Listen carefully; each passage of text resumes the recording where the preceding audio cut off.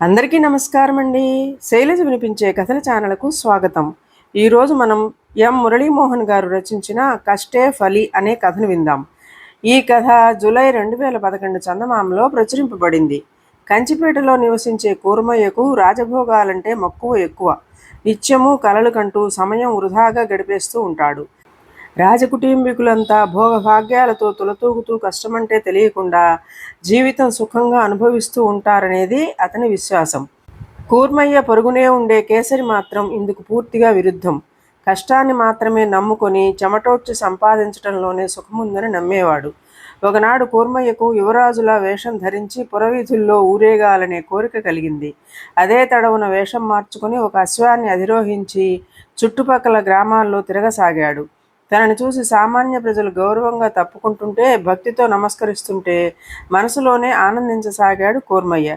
తిరిగి తిరిగి అలసిన కూర్మయ్య చీకటి పడుతుండగా కంచిపేట కేసి వెనుదిరిగాడు. మార్గమధ్యంలో అడవిని దాటుతుండగా అతన్ని దొంగల ముఠా చుట్టుముట్టింది.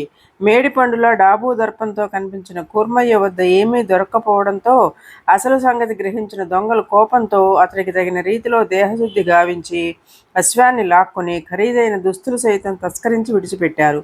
బ్రతుకు జీవుడా అనుకుంటూ ఇంటికి చేరుకున్నాడు కూర్మయ్య. విషయం తెలుసుకున్న కేసరి కూర్మయ్యతో, రాజుగారికి వారి కుటుంబీకులకి మనకున్నంత స్వేచ్ఛ ఉండదు.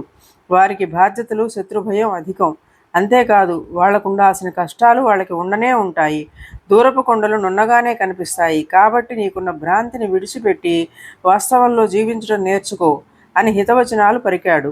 అప్పటి నుంచి కూర్మయ్య డాబు, దర్పం, ఆడంబరాల, రాజభోగాల పట్ల మోజు కేవలం ఆలోచనల వరకే పరిమితం చేసుకుని బుద్ధిగా కష్టపడి జీవించసాగాడు.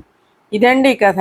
ఈ కథ మీకు నచ్చినట్లయితే లైక్ చేయండి, షేర్ చేయండి, కామెంట్ చేయండి, సబ్స్క్రైబ్ చేసుకొని నన్ను ఎంకరేజ్ చేయండి. నమస్కారం అండి.